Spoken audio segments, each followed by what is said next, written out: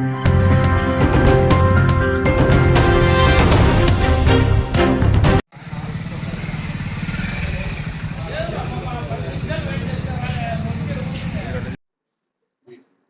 నమో వెంకటేశాయ. ఇక్కడికి విచ్చేసినటువంటి వివిధ మీడియా ప్రతినిధులకి, నా తోటి మిత్రులకి అందరికీ కృతజ్ఞతలు తెలియజేసుకుంటూ, నేను doctor Nagarjuna Reddy, YSR district doctors cell ప్రెసిడెంట్గా ఉన్నాను, వైఎస్ఆర్సీపీ పార్టీ తరఫున. ఈరోజు ఈ మీడియా సమావేశం ముఖ్య ఉద్దేశం ఏంటంటే, మనందరికీ తెలిసే ఉంటుంది, ప్రపంచ ప్రఖ్యాత పుణ్యక్షేత్రం, కలియుగ వైకుంఠంగా భావించే సాక్షాత్తు శ్రీమన్నారాయణుడే వెలిసినటువంటి తిరుమల, దాని ప్రతిష్టత అది ఇప్పటిది కాదు, సృష్టి ఆది నుంచి ఉన్నటువంటి ఒక ప్రముఖ విశిష్టత అన్నమాట. అది ఇప్పటిది కాదు, మనము ఆది నుంచి చూసుకుంటే దాని ఉన్న ప్రాముఖ్యత అనేటువంటిది మన భారతదేశంలోనే కాకుండా ప్రపంచవ్యాప్తంగా ఎంతో మంది హిందువులు కొలిచేటువంటి ఒక పుణ్యక్షేత్రం. అంతటి పుణ్యక్షేత్రంలో శ్రీ వెంకటేశ్వర స్వామి వెలవడం అనేటువంటిది ఎంత ఇంపార్టెంటో, అదేవిధంగా అక్కడ ఉన్నటువంటి లడ్డూ ప్రసాదం, ఆ స్వామివారు ఎంతో అమితంగా సేవించేటువంటి ఆ లడ్డూ ప్రసాదం అక్కడికి దర్శించుకున్నటువంటి భక్తులు కూడా అంతే ఇష్టంగా సేవిస్తారన్నమాట దర్శనానంతరం. ఎందుకంటే ఆ మహాదేవుడి ఆ ప్రసాదం అనేటువంటిది మనకు ఎంతో అమితంగా తీసుకుంటాం. అంతటి విశిష్టత కలిగినటువంటి ఆ లడ్డూ ప్రసాదం మీద గత సంవత్సరం జరిగినటువంటి ప్రచారం అనేటువంటిది యావత్ ప్రపంచాన్ని ఒక దిగ్భ్రాంతికి గురి చేసింది. ఎందుకంటే అంత విశిష్టత కలిగినటువంటి లడ్డు మీద ఒకవేళ నిజంగా జరిగినప్పటికీ కూడా దాన్ని డీల్ చేసే విధానం ఆ విధంగా ఉండకూడదు అనేది నా అభిప్రాయం. ఎందుకంటే ఎంతో మంది భక్తులకు అది ఒక సున్నితమైనటువంటి ఒక సెంటిమెంట్. అది ఆ సెంటిమెంట్ని ఎవరి మీదనో దురుద్దేశంతో రాజకీయంగా అస్థిరపరచాలను, లేకపోతే వారి మీద బురద జల్లాలను, దాన్ని రాజకీయంగా వాడుకోవడం అనేటువంటిది చాలా బాధ కలిగించింది.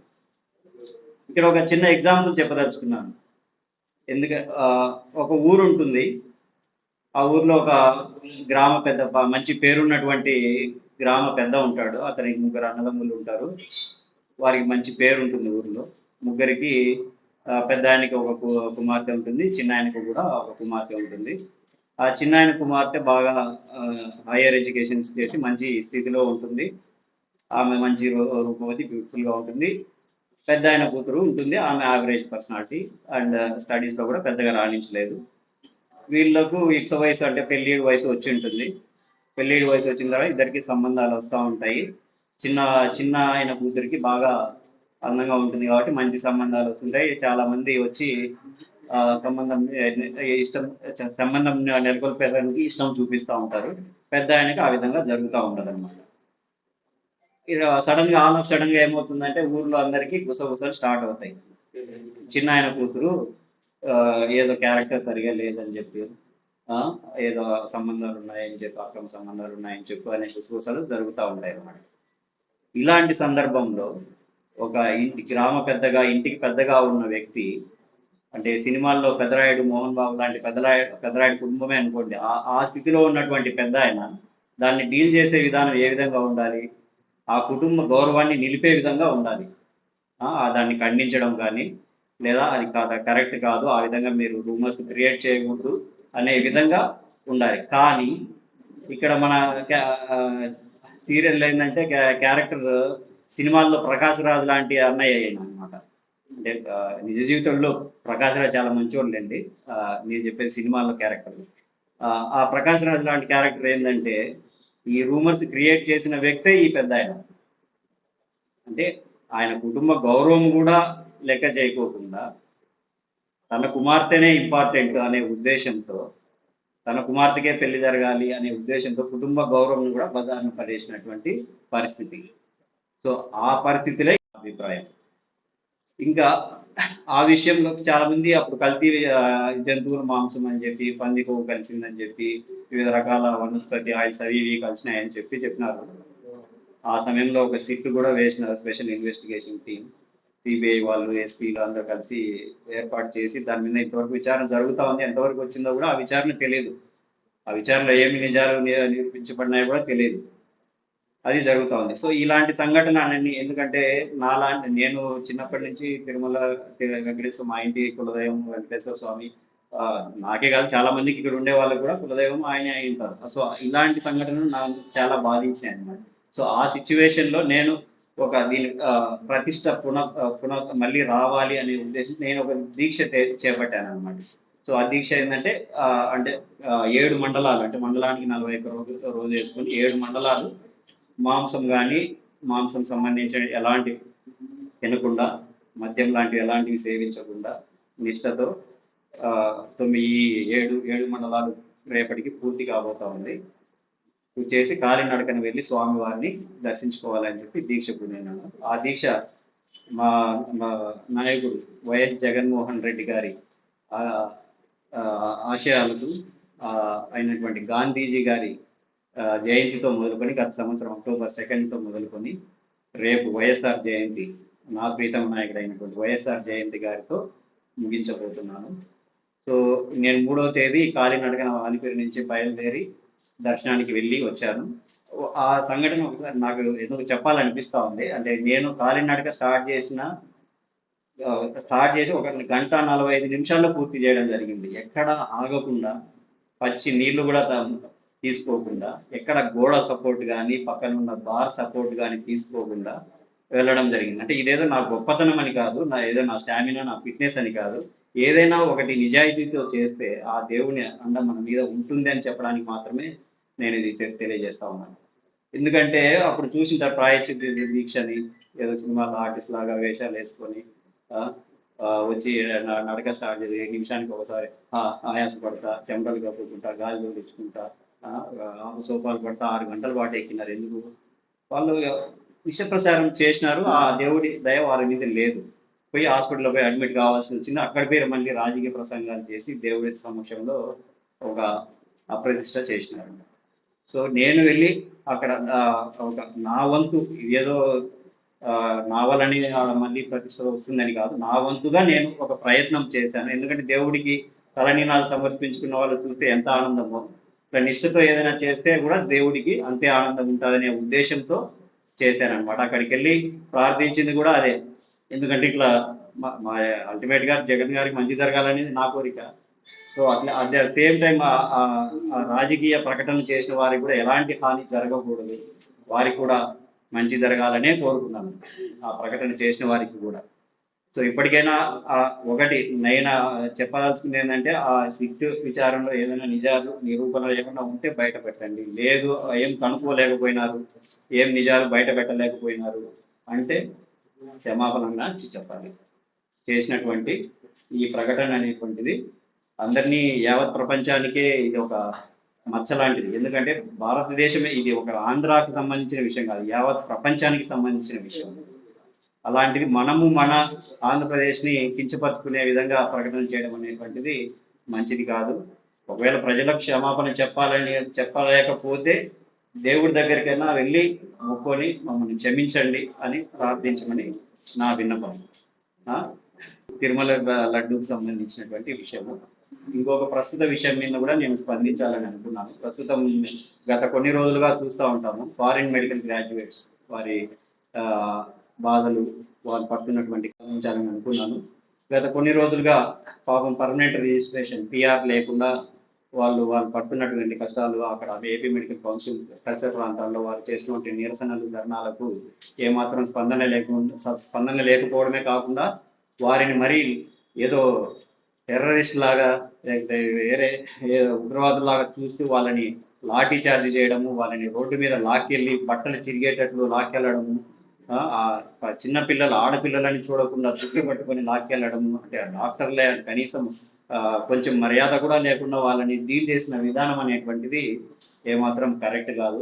ఎందుకంటే ఈ పర్మనెంట్ రిజిస్ట్రేషన్ అనేది ఎవరైనా ఎంబీబీఎస్ 4 సంవత్సరం చదివిన తర్వాత ఒక ఈ సంవత్సరం ఇంటర్న్షిప్ అనేది చేస్తారు. ఇంటర్న్షిప్ చేసిన తర్వాత వాళ్ళ రైట్ అది పర్మనెంట్ రిజిస్ట్రేషన్ అప్లై చేసుకున్న తర్వాత ఇవ్వాల్సి ఉంటుంది. కాకపోతే వీళ్ళు ఫారిన్ మెడికల్ గ్రాడ్యుయేట్స్ కాబట్టి ఆ కోవిడ్ సమయంలో వీళ్ళు డైరెక్ట్ క్లాసెస్కి అటెండ్ కాదు, ఎక్కడ అది లేదు పరిస్థితి, అయ్యే పరిస్థితులు లేవు. వాళ్ళు ఆన్లైన్ క్లాసెస్ అటెండ్ అయ్యారు. దానికి తగినట్టుగా క్లర్క్షిప్ కూడా 1 ఇయర్ పూర్తి చేశారు. అంటే డైరెక్ట్గా అటెండ్ కాలేని సిచ్యువేషన్లో 1 ఇయర్ క్లర్క్షిప్ చేసి ఆ క్లినికల్ ఎక్స్పోజర్ అనేది సంపాదించుకున్నారు. దాని తర్వాత 1 ఇయర్ ఎలాంటి ఒక రూపాయి కూడా ఆదాయం లేకుండా ఇంటర్న్షిప్ వారి సేవ చేసి పూర్తి చేసినా కూడా వాళ్ళు పిఆర్కి అప్లై చేసుకుంటే 1 ఇయర్ సరిపోదు, 2 ఇయర్స్ కావాలి అని చెప్పి వాళ్ళను పిఆర్ ఇవ్వకుండా కొందరికి 1 ఇయర్కే కూడా చేసిన పరిస్థితులు ఉన్నాయి. ఎందుకు చేసినారు మరి, ఏ విధంగా చేసినారు కూడా తెలియదు. ఆ విధంగా వాళ్ళని వేధిస్తా దీనికి కారణం ప్రాపర్ గైడ్ లైన్స్ అనేవి ఇవ్వలేదు. మామూలుగా వీటన్నిటికీ రిజిస్ట్రేషన్ హయ్యర్ అథారిటీ వచ్చేసి నేషనల్ మెడికల్ కౌన్సిల్ అనమాట. అది ఢిల్లీలో ఉండేది, ఢిల్లీ స్థాయిలో ఉండేది. ఇవన్నీ రాష్ట్రాలకే వదిలేసింది. తను ఒక పక్కాగా దేశవ్యాప్తంగా ఒక నిర్దిష్ట పాలసీ అంటూ క్రియేట్ చేయలేదన్నమాట. సో అది రాష్ట్రాలకి వివిధ ఒక రాష్ట్రం 1 ఇయర్కే చేస్తుంది, ఇంకొక రాష్ట్రం 2 సంవత్సరాలకు అట్లా రిజిస్ట్రేషన్ చేస్తూ ఉంది. ఇక్కడ వీళ్ళు ఒక నిర్దిష్ట ప్రణాళిక లేకుండా వాళ్ళంటే పాపం పిల్లల్ని ఏడ్పిస్తూ ఉన్నారు. సో మేము చేసే డిమాండ్ ఏంటంటే వాళ్ళకి తక్షణమే వారి న్యాయబద్ధమైన కోరికలు సత్వరం నివారణ చేకూర్చాలని చెప్పి కోరుకుంటా ఉన్నాము. వీటన్నిటికీ ఈ పరిస్థితులు రావడానికి కారణం ఏంది, మనకు తగినన్ని మెడికల్ కాలేజీలు ఇక్కడ లేవు కాబట్టి వీళ్ళు ఫారిన్కు, ఉక్రెయిన్కు, రష్యాకు, చైనాకు అక్కడ వెళ్ళి చదవాల్సినటువంటి పరిస్థితి. ఇవన్నింటినీ దృష్టిలో పెట్టుకొని మన ప్రీతమ నాయకుడు జగన్మోహన్ రెడ్డి గారు ఆల్రెడీ ఉన్న 11 మెడికల్ కాలేజీలకు అదనంగా 17 మెడికల్ కాలేజీలను ప్రణాళికలు సిద్ధం చేసి 8,500 కోట్ల బడ్జెట్ని కేటాయించి 15,000 జాబ్లు మెడికల్ కాలేజీలకి రన్ అయ్యేదానికి సంబంధించిన 15,000 జాబ్లను క్రియేట్ చేసి, ఎందుకంటే మన వాళ్ళు ఇక్కడ ఉన్న వాళ్ళు ఫారిన్కి వెళ్ళాల్సిన అవసరం లేకుండా ఆ సీట్లన్నీ మనమే కల్పిస్తే పిల్లలకి ఈరోజు ఆ పరిస్థితి వచ్చేది కాదు కదా. అంతటి ముందు చూపుతో ఉన్నాడు కాబట్టే ఆ కాలేజీలన్నింటినీ స్థాపించాడు. వాటిలో ఆల్రెడీ 5 కాలేజీలు విజయనగరం కానీ, ఏలూరు కానీ, మచిలీపట్నం కానీ, నంద్యాల కానీ ఇలా అన్నింటిలో ఆల్రెడీ స్టార్ట్ అయినాయి, గత సంవత్సరమే స్టార్ట్ అయినాయి. ఇంకా 5 మెడికల్ కాలేజీలు ఆల్రెడీ బిల్డింగ్ ఇన్ఫ్రాస్ట్రక్చర్ అంతా కంప్లీట్ అయింది. ఎక్కడ పులివెందులు కానీ, పాడేరు కానీ, ఆదోని కానీ ఇలాంటి అన్నింటిలో పూర్తయినా కూడా ఎన్ఎంసి నేషనల్ మెడికల్ కౌన్సిల్ వారు సీట్లు ఇస్తామన్నా కూడా మన వాళ్ళు తీసుకోవడానికి ఇంట్రెస్ట్ చూపించకపోవడం ఏంటి, ఆశ్చర్యంగా ఉంది. వాళ్ళు ఇస్తానన్నా కూడా నువ్వు ఇస్తానంటే నేను వద్దంటాను అనడం పోయి నువ్వు ఇస్తానంటే నాకు వద్దని అని చెప్పడం ఏంది. గవర్నమెంట్ దానికి అది ఒక పక్కన ఉంటే, ఇప్పుడు రీసెంట్గా ఒకటి చూశాను, అమరావతిలో కిమ్స్ మెడికల్ కాలేజీకి 25 ఎకరాలు ఇచ్చినారు. 25 ఎకరాలు ఇచ్చి కిమ్స్ ప్రైవేట్ మెడికల్ కాలేజీకి అనుమతులు ఇస్తున్నారు. ఒక పక్క గవర్నమెంట్ మెడికల్ కాలేజ్ రావాల్సిన వాటిని తీసుకోకుండా ఇంకో పక్క ప్రైవేట్ మెడికల్ కాలేజీని ఎంకరేజ్ చేయడం, ఇది ఎంతవరకు కరెక్ట్? ఒక గవర్నమెంట్ మెడికల్ కాలేజీ వస్తే అక్కడ ఆ ప్రాంతంలో పేద ప్రజలకు ఉచితంగా మెరుగైన వైద్య సేవలు వస్తాయి. అదేవిధంగా అక్కడ చదువుకునే విద్యార్థులకు కూడా ఎంత క్లినికల్ ఎక్స్పోజర్ వస్తుంది. డాక్టర్లకి క్లినికల్ ఎక్స్పోజర్ అంటే ఏంది? పేషెంటే, తగిన పేషెంట్ ఉంటేనే అక్కడ ఉన్న విద్యార్థి చదువుకొని పైకి వస్తాడు. అదే ప్రైవేట్ కాలేజీలో ఆ పరిస్థితులు ఉండవు. ప్రైవేట్ కాలేజీలో ఎంతసేపు ఉన్నా కూడా డొనేషన్స్ పేమెంట్స్ ఉంటాయి. అక్కడికి వచ్చే పేషెంట్లు కూడా తక్కువ మంది ఉంటారు, అంత ఎక్స్పోజర్ కూడా ఉండదు. అది కాదండి, గవర్నమెంట్ కాలేజీలను పక్కన పెట్టి ప్రైవేట్ కాలేజీలను ఎంకరేజ్ చేయడం అనేటువంటిది కూడా ఆశించదగిన విషయం కాదు. దీన్ని వెంటనే పునఃప్రశ్నించాలని మా పార్టీ తరఫున కోరుతున్నాను. ఇంకా చివరిగా ఒక విషయము, అది ప్రభుత్వం వచ్చేసి ఒక ఇంటికి అనే ఒక ప్రోగ్రామ్ ఏదో స్టార్ట్ చేసినట్టున్నారు. నాకెందుకో ఆ టైటిల్ చూడంగానే ఆశ్చర్యం వేసింది. అంటే మీకు ఏమనిపించిందో నాకు తెలియదు, కానీ నాకైతే ఏంటబ్బా, గత మూడు పర్యాయాలు ముఖ్యమంత్రిగా ఉన్నటువంటి వ్యక్తి ఆల్రెడీ 4వ పర్యాయంలో 1 సంవత్సరం పూర్తయింది. అంటే 15 సంవత్సరాలు ముఖ్యమంత్రిగా చేసినటువంటి వ్యక్తి ఇలాంటి టైటిల్ సెలెక్ట్ చేసుకున్నాడు అంటే అనిపించింది. ఎందుకంటే సుపరిపాలనలో తొలి అడుగు, నాకు ఆశ్చర్యం వేసింది. సుపరిపాలన తొలి అడుగు అంటే గత 15 సంవత్సరాలు అడుగులే పడలేదా? అంటే అడుగులే వేయలేదా అసలు? గత తొలి అడుగు అని ఇప్పుడు వేస్తున్నారంటే ఇన్ని రోజులు సుపరిపాలన తీసుకుని అడుగులే వేయలేదనే కదా దాని అర్థం. అంటే ఇన్ని రోజులు స్వర్ణాంధ్ర ప్రదాత, అభివృద్ధికి మారు పేరు అని చెప్పి ఇవన్నీ డబ్బాలు కొట్టుకున్నట్లే కదా అర్థం, దాని అర్థం. అంటే ఇప్పుడు జగన్ గారి పాలన చూసి సూపర్ పాలన స్టార్ట్ అయిందనే కదా వారి దాని అర్థం. నా నేను దీనికి సలహా ఏంటంటే, అంటే నేను చంద్రబాబు గారికి సలహా ఇచ్చేంత స్థాయి నాది కాదు. ఆయనకు సలహా ఇచ్చే వాళ్ళకి నా సలహా, ఇలాంటి టైటిల్ పెట్టి ఆయన తెలిసి చూసుకుంటాడో లేదో ఆ టైటిల్ మార్చుకోండి, లేదా లేదు మేము ఇప్పటి నుంచే సూపర్ పాలన స్టార్ట్ చేస్తామనన్నా ఒప్పుకొని కంటిన్యూ చేసుకోండి. అది నా విన్నపం. సో ఈరోజు ఈ పత్రికా సమావేశానికి ఇచ్చేసినట్టు అందరికీ మీకు పేరు పేరున కృతజ్ఞతలు తెలియజేసుకుంటా ఉన్నాను. లడ్డూపై తప్పుడు ప్రచారం చేసినారు. ఓకే, జనసేన బీజేపీ రెండు కలిసి రెండు చేసిరా అనేది వాళ్ళంతా చెప్పాలి కదా చంద్రబాబు. అది అది అది వాళ్ళ కూటమిలో ఏ మాత్రం వాళ్ళ ఒప్పందాలు ఉన్నాయో వాళ్ళకి అదే ఎవరికైనా దేవుడే, రాజకీయం. వాళ్ళు కూడా చంద్రబాబుని గట్టిగా అడగలేని పరిస్థితి. వాళ్ళు అదే వాళ్ళకు ఉన్నటువంటి స్ట్రెంత్ అలా ఉంది. అంటే వాళ్ళకున్న సీట్స్ ఇప్పుడు గట్టిగా అడిగితే ఈయన ఎక్కడ పక్కకు పోతాడు అనేది వాళ్ళ భయం. అదే వాళ్ళ స్ట్రాంగ్ పొజిషన్ లో ఉంటే వాళ్ళు కూడా ఖచ్చితంగా, ఎందుకంటే వాళ్ళ హిందుత్వమే వాళ్ళ అజెండా. సో ఖచ్చితంగా వాళ్ళు కూడా అడిగేవారు, కానీ వాళ్ళు అడగలేని పరిస్థితి.